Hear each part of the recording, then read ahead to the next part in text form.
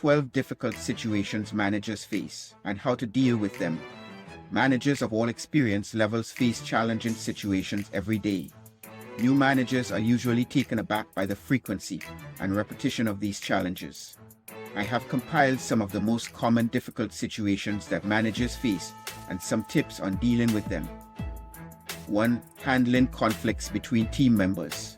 Encourage open communication, focus on finding common ground, and use active listening skills to understand both parties' perspectives. Most importantly, embrace confrontation. Confrontation is a good thing. A confrontation is the only way to know a conflict exists. And you cannot resolve a conflict you are unaware of. In other words, a conflict's resolution can only happen if there is a confrontation. 2. Managing underperforming employees. Clearly communicate your expectations, provide constructive feedback, and offer opportunities for training and development. Your goal is to communicate openly enough to know what the employee needs and when. Do they need direction, coaching, support, or delegation? Applying the wrong intervention creates a difficult employee. Employees underperform when they are mismanaged. 3. Dealing with difficult or toxic employees. Set clear boundaries, address negative behavior immediately, and involve your manager if necessary. Be direct, firm, and assertive, but never aggressive. The goal is to establish that you cannot be walked on, but will also not get sucked into solutions-less fights. Investigate the employee's employment history. Have they job hopped from one lateral move to another? This could give some insight into their potential for toxicity. You want to know if they've been toxic in the past or just with you and your team. Sometimes you contribute to their dynamic. 4. Addressing workplace harassment or discrimination. Take all allegations seriously, provide support for the victimized employee, and follow company policy and legal requirements for reporting and investigation. Support means authentically listening to the concern or complaint with the intent to resolve, not simply to placate. Authentic listening also opens you up to receiving feedback, which you may be surprised to hear. Try not to be defensive if you're uncomfortable with what you hear. 5. Managing remote or distributed teams. Set clear expectations for communication and performance. Use technology to facilitate collaboration and provide opportunities for virtual team building. Accept that virtual teams are the new normal. We will never return to the pre-COVID days of 2019. Get used to it. Find ways to collaborate virtually. Your attitude and mindset are more important than the technical process. Technology can make virtual team management easier, so take advantage of tools such as project management software, time tracking apps, and virtual whiteboards.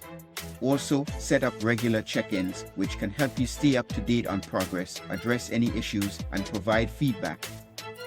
6. Handling employee burnout or stress. Encourage self-care and work-life balance, provide resources for mental health support, and consider flexible scheduling or other accommodations. This is a no-brainer. But most managers talk a good game, but fail to implement strategies to facilitate self-care mandates for their teams. The first step is to set the example. If you work 12-hour days, your team will follow. You cannot work 7 to 7 and your team works 8 to 5. Act accordingly. 7. Dealing with a crisis or emergency situation. Stay calm and focused, communicate clearly and transparently with employees and stakeholders, and have a clear plan in place for managing the situation. Also, be aware, is your crisis a repeated crisis? If it is, you're simply not planning effectively. A crisis means the issue is both urgent and important.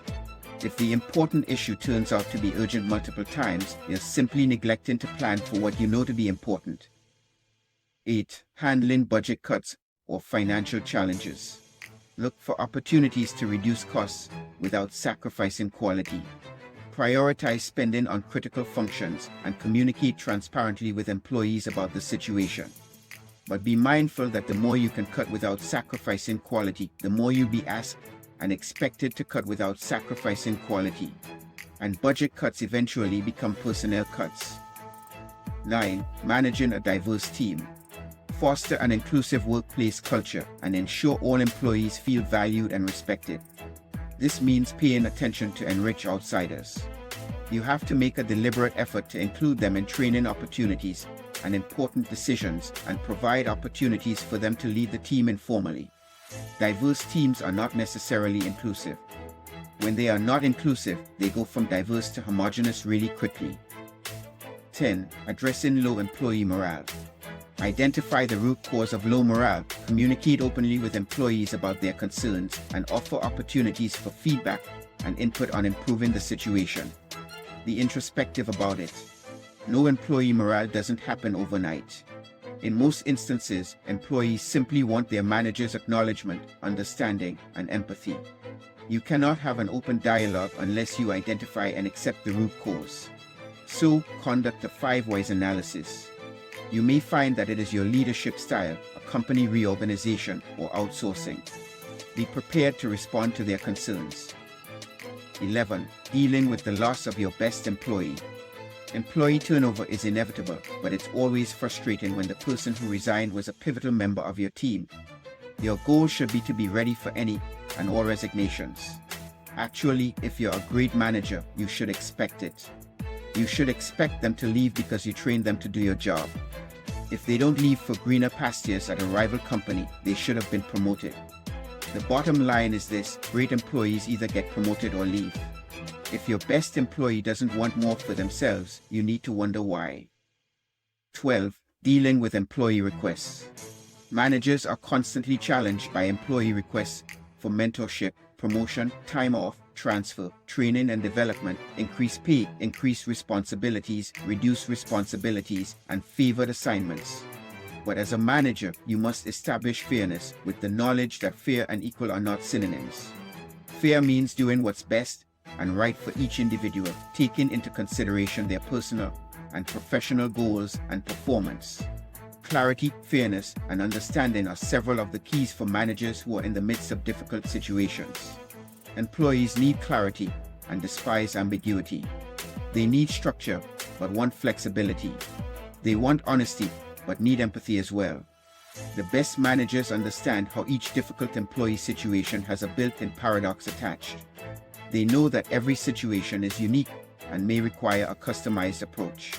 It's important to stay flexible, remain empathetic, and seek advice and support from your peers, manager, and mentors if needed.